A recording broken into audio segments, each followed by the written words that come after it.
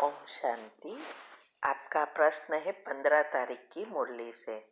भक्ति मार्ग में तो संग मिलता है साधुओं आदि का, निवृत्ति मार्ग वालों का व निवृत्ति मार्ग वाले प्रवृत्ति मार्ग का वर्षा दिला न सके, तुम बच्चे ही दिला सकते हो, ये समझना है।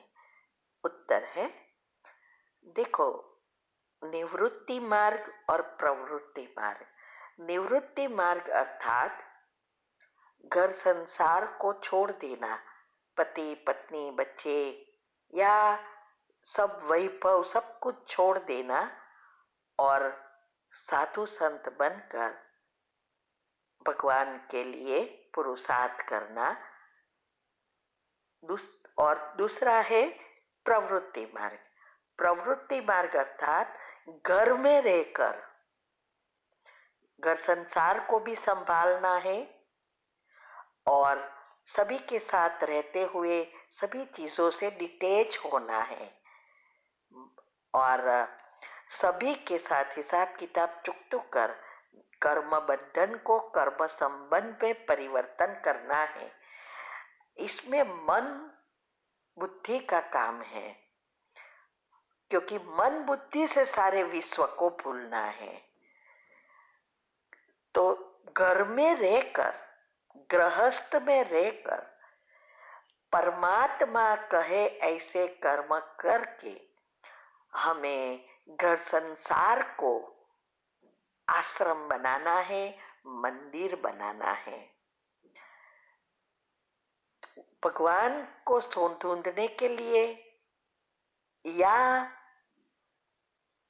पवित्र बनने के लिए उसको छोड़ने की आवश्यकता नहीं है, क्योंकि घर संसार छोड़ के भी ये याद आता रहेगा, क्योंकि मन बुद्धि संसार में ही रहती है। जैसे कई बार हम देखते हैं, देही अभिमानी बनने के लिए चप्पल नहीं पहनना, कपड़े नहीं पहनना, ये सब करते हैं, लेकिन ये स्थूल बात नहीं है, ये सूक्ष्म बात है जो एक ही परमात्मा आकर ये समझा सकते हैं कि क्या है ये देही अभिमानी स्थिति, क्योंकि वही देही अभिमानी सदा के लिए है, वो कभी भी जन्म मरण के चक्कर में नहीं आता है, इसलिए वही सिखा सकते हैं।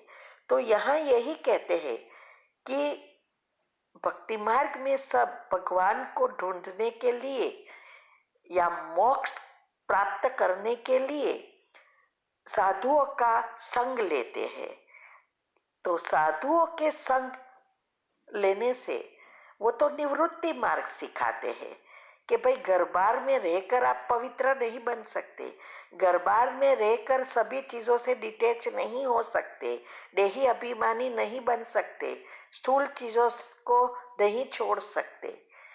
तो परमात्मा का यही कहने का भावार्थ है कि वो निवृत्ति मार्ग वाले सिखाते हैं, वो प्रवृत्ति में रहकर कुछ नहीं करते हैं, इसीलिए वो प्रवृत्ति मार्ग नहीं सिखा सकते हैं।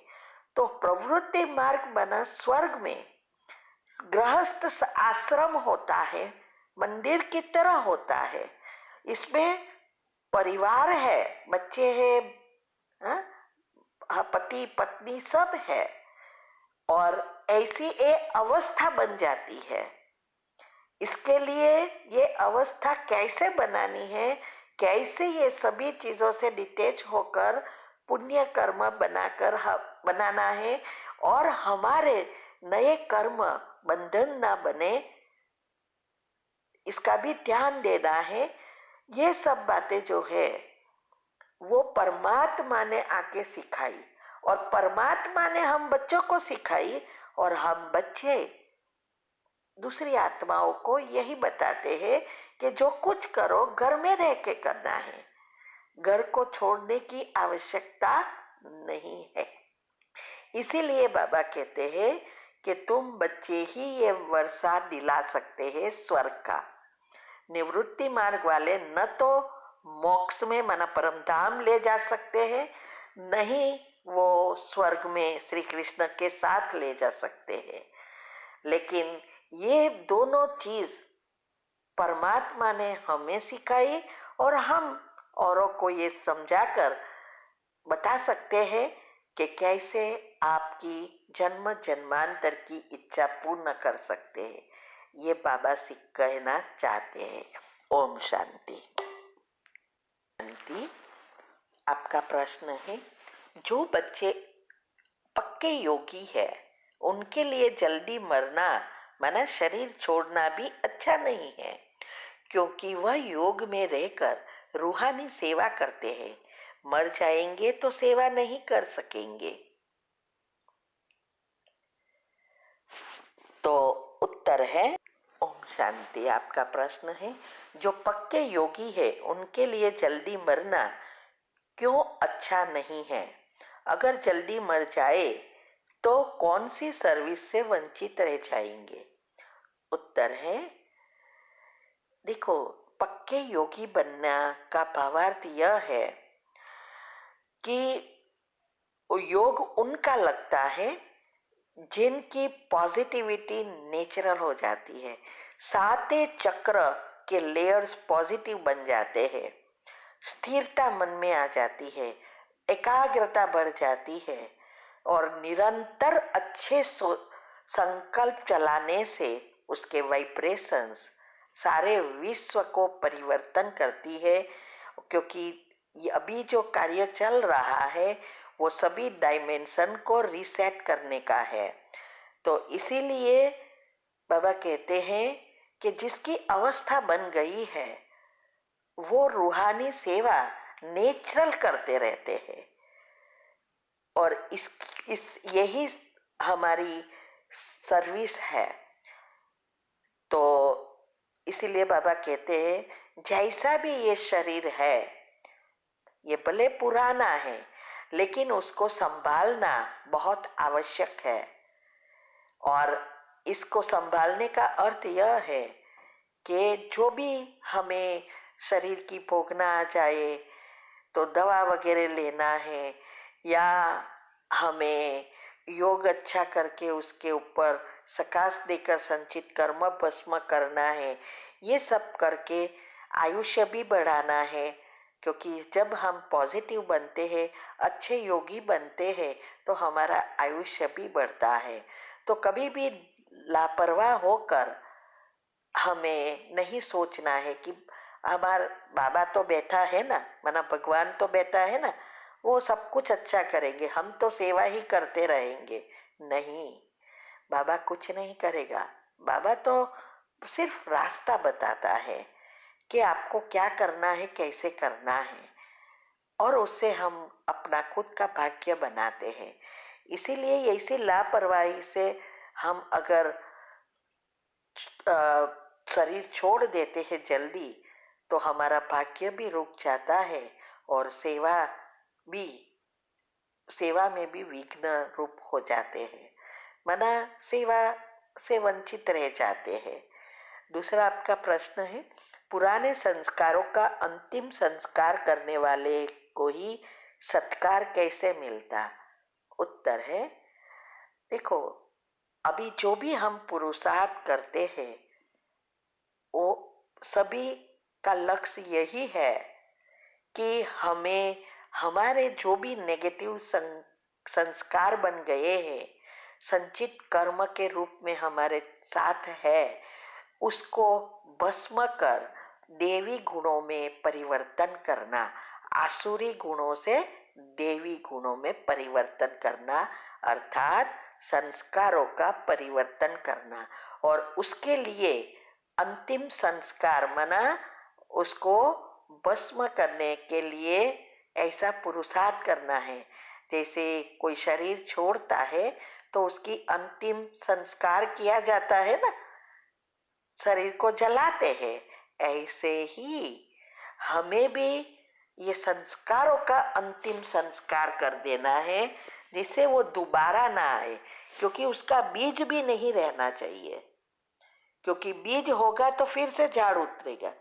इसीलिए उसको कहते हैं सूक्ष्म इच्छा भी नहीं होना चाहिए और सूक्ष्म पाप भी नहीं होना चाहिए।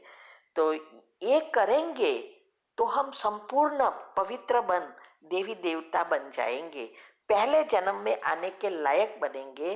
तब हमारा सत्कार होगा, वरना सब हमें मान देंगे, हमारी पूजा करेंगे। ओम शांति। आपका प्रश्न है, मेरे पीरियड इरेगुलर है और में कोई इन्फेक्शन भी बताया है। मैं फ्राइडे की कमेंट्री के साथ योग करती हूँ, पर अभी तक कोई रिजल्ट आया नहीं है। आप कोई भी स्वमान बताइए जिसे फायदा हो जाए। और कमेंट्री उत्तर है, देखो कमेंट्री तो आप जो कर रहे हो करके फिर अंत में ये सोचना है, धीरे धीरे ये करना है। जितनी दो विचारों के बीच गैप बढ़ेगी उतनी जल्दी सफलता मिलेगी। और विजुअलाइजिंग पावरफुल चाहिए। तो फिर अंत में सोचो कि पवित्रता के शक्तिशाली किरणें अब मेरे आत्मा में से, ब्रेन में से लेकर सातों चक्रों में प्रवाहित हो रही है। अब ये प्योर एनर्जी मेरी ओवरीज में जा रही है, देखो उसको। और सारी इन्फेक्शन दूर हो गए हैं, कीटाणु सब भस्म हो गए हैं, सारी सिस्टम रिसेट हो गई है। ऐसा आपको जो चाहिए वो एंड में हो गया है, ऐसा सोचना है। और एक भी नेगेटिव विचार इसके बारे में नहीं सोचना है। सारे दिन यही सोचना है कि अब मेरी सारी सिस्टम सेट हो गई है, अब मेरी और इस प्रॉब्लम समाप्त हो गया है, मैं बिल्कुल स्वस्थ हूँ, निरोगी हूँ। और सुबह में उठकर जो 5 मिनट की कमेंट्री दिनचर्या ग्रुप में आती है, उसमें तो करने के बाद 21 बार यह सोचो कि मैं संपूर्ण पवित्र और स्वस्थ आत्मा हूँ, मेरी ओवरीज बिल्कुल ठीक है। रात को भी यही सोचते सोचते सो जाओ। और हमने यूट्यूब पर जो सबकॉन्शियस माइंड के 10 नियम रखे हैं, वो अच्छी रीति पढ़ो और उसको फॉलो करो। और योग के प्रयोग के भी बहुत नियम हैं, एक जगह एक संकल्प, वो सब हमने बताया है 2 टॉपिक में।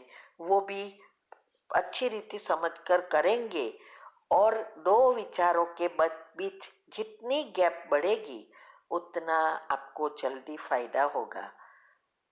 तो ये विजुअलाइजिंग क्लियर रखो कि एनर्जी जा रही है और ओवरीज में, और उसको जैसे क्लीन कर रही है।